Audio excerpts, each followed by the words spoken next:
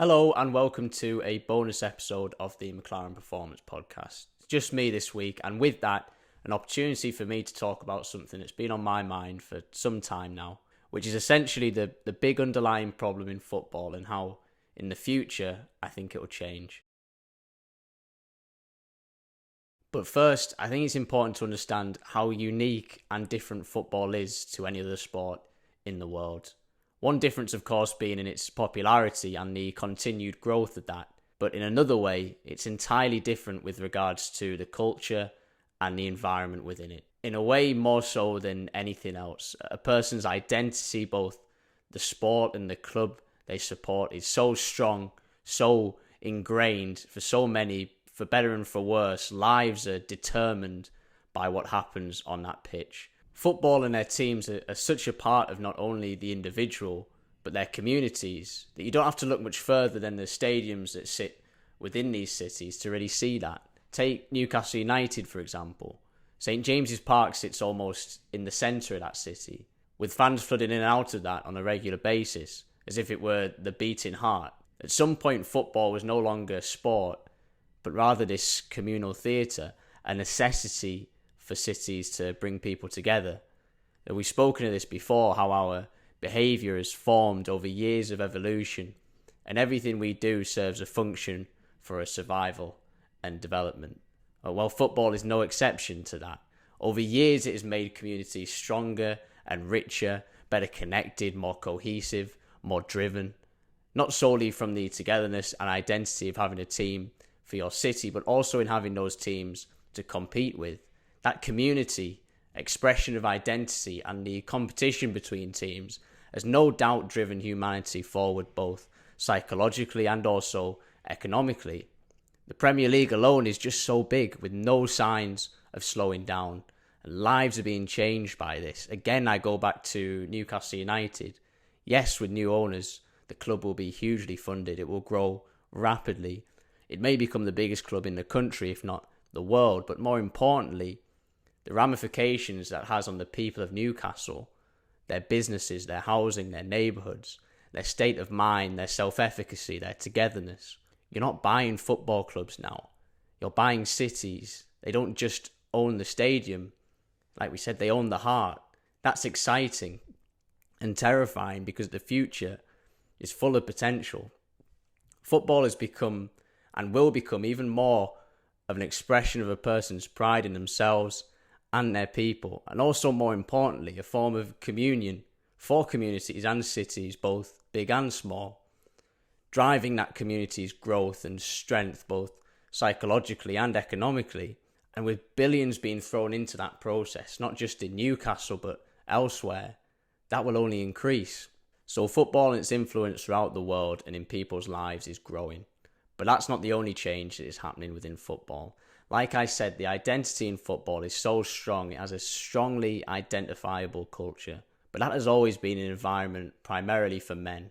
In football's development, its growth, the communities and togetherness it has formed, football has primarily been a men's sport, made by men, played by men, watched by men, coached by men. Its strong identity and culture has been primarily formed by men. I'm not saying it's a good thing or a bad thing, but from its working class roots of local lads getting stuck in all the way to now, football has ultimately been a product of men. And I believe that is more so the case in football than it is in any other sport. It's often said that sport is a reflection of life, and in that vein, football truly has been a reflection of men's role in society over the past 100 or so years. They were the breadwinners. They went out, they fought, they earned, and football reflected that role because male footballers went and did just that. It not only reflected that, but you could also argue football also became a man's main outlet for human connection, their outlet really to connect and show emotion with other men. Not only can you experience togetherness and community from that, but also you can feel comfortable to express emotions. Sometimes that's in joy for the team and the community's success. But what is probably the main criticism of football in its past and current state is that it provides an outlet for aggression and frustration.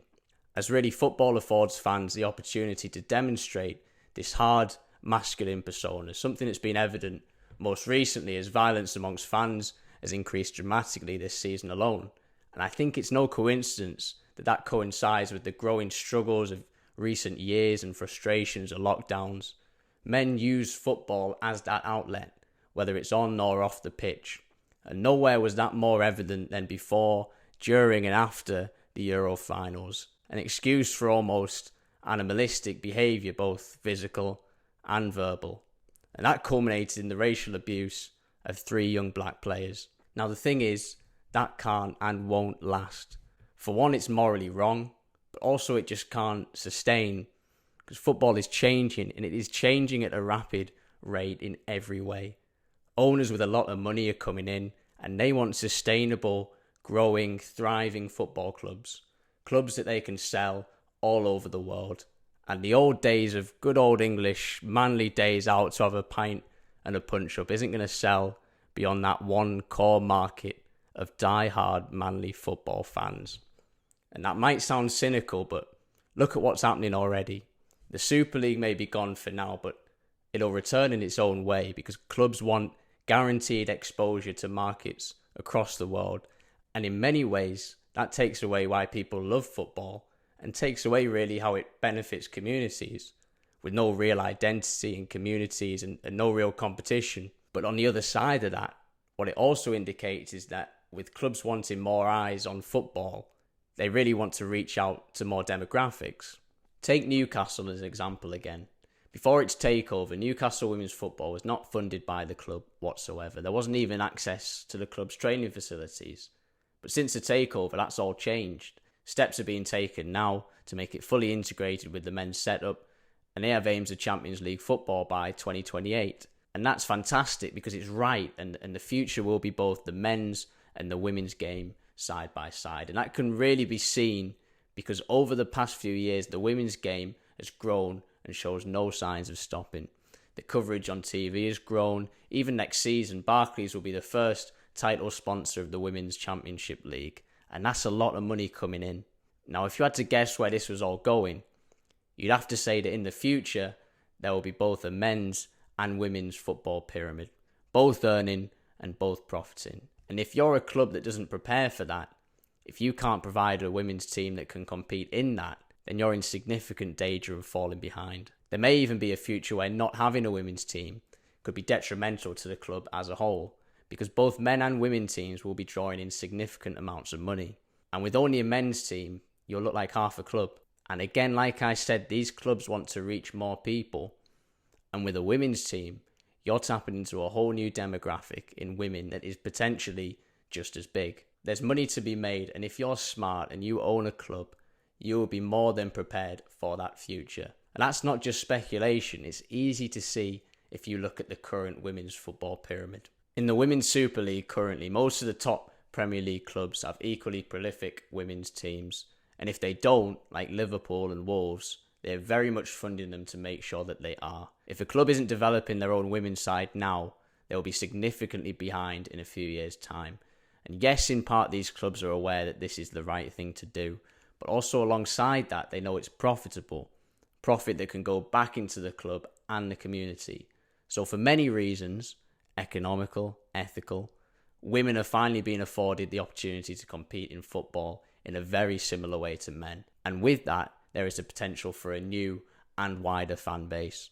The inclusion of women's football, however, is all representative of a change in attitude within both football and society. Like I said, sport reflects life. And in this case, football is definitely reflecting the ideals and temperament of a new generation.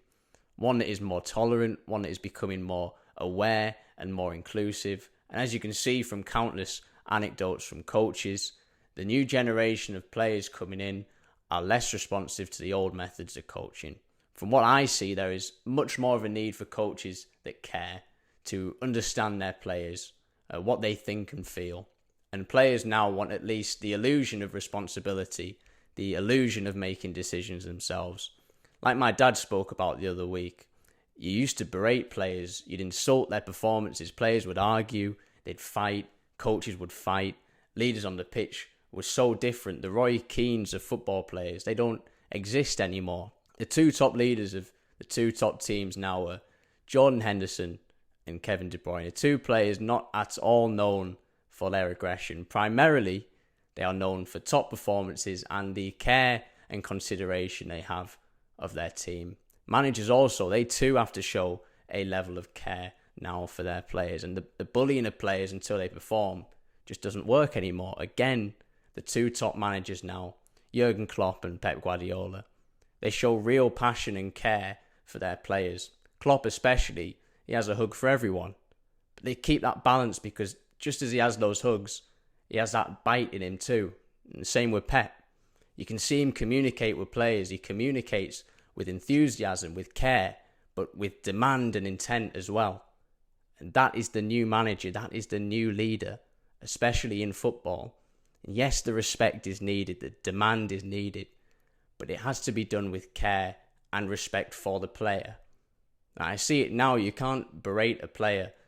You run such a great risk of losing them, of losing their respect. It has to all be presented neutrally. Here's what you did right. Here's what you did wrong. Arm around the shoulder. So why do you think that went wrong? Have you thought about this? Maybe try this. Teams and players, especially now, cannot be pushed and forced into what you want of them. They have to be understood. They have to be sold on the idea. And most importantly, you have to then let them express themselves. And the leaders in football now reflect that.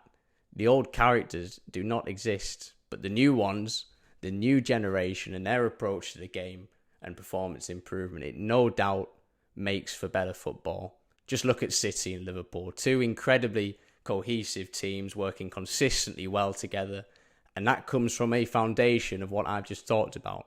They have shared values, they understand one another, and where performances were once fueled by pushing each other, demanding and forcing, it more so now is fueled by awareness and understanding of each other, and that makes for longer, more sustained success. And you might say it's soft, that players should be able to take abuse, but I say it's smart. And that's what my generation gets accused of. That's what players get accused of, being soft, having feelings. But no, the awareness of these issues, handling that in the right way, that's what has helped make two top teams in Man City and Liverpool, and will continue to make great players and teams going forward. And this all reflects a real shift in football, whether you like it or not, whether it's right or not. Football is shifting away from old tradition, moving from traditional masculinity with traits associated with the likes of Roy Keane. Instead, we see more the players and leaders of today, and that has huge implications that are already starting to be seen. Listening to Dan Ashworth speak, arguably one of the biggest figures behind the scenes of football at the moment, he most notably speaks about not only women's football, but also the importance of a psychology and well-being department. Two things that a few years ago were not in the conversation at all. And I can't help but think that coincides with these ideas of masculinity. For example, research shows that those that associate with traditional masculinity are more likely to hold negative attitudes about racial diversity and women's equality. For years in football, we've seen traditional masculine aggression amongst fans and players. And we've also seen racism, a lack of acceptance of women, and hardly any male gay footballers. And just as equally, we've seen a resistance to the embrace of psychology, because further research has shown that those that score higher on avoidance of femininity, negativity towards sexual minorities, aggression, dominance, and restrictive emotionality, essentially those that are high in traditional masculinity, are less likely to seek psychological help. And that would explain why football is so far behind other sports when it comes to implementing psychology. My argument being that these problems in football, racism, sexism, homophobia, and the lack of inclusion of psychology, while some more important than others, all stem from ignorance. A resistance in football to be open, to be aware, to think about how we think, to think about how others think and feel, and awareness of others' perspectives and the different characters, all from an insecurity of those in football to actually think about how they and others think and feel. And I would argue that has restricted the development of the game as a whole, both economically in the audience it can bring in, but also restricting the development of performances on the pitch. It is ignorance in football, and you can see its death even now as things are changing more and more quickly. Clubs want a more inclusive audience, an audience that are also less likely to assault each other. They want expertise in both the men's and women's game, regardless of race or sex or gender, and they want awareness and the inclusion of psychology so that their players are mentally right to consistently perform at a high standard. Because my final point is that none of this is soft. It's not being kind for kind's sake. The death of ignorance in football, that awareness and inclusivity, is going to lead and is already leading to improved performances on the pitch, which is going to lead to greater social benefits as these teams fuel their communities. And on top of that, make great economical benefits for those in and around the clubs. It's happening because it's right, both ethically and beyond. And like I said, that's been on my mind, and I've tried my best to sum up what those thoughts are. Mainly that these ideas of inclusion, of mental health, of psychology as a whole, they're often seen as separate, and because of that, unnecessary. But I hope from my argument there, you can see that is far from the case. So thank you for listening, as always, and both me and Dad will be back next week.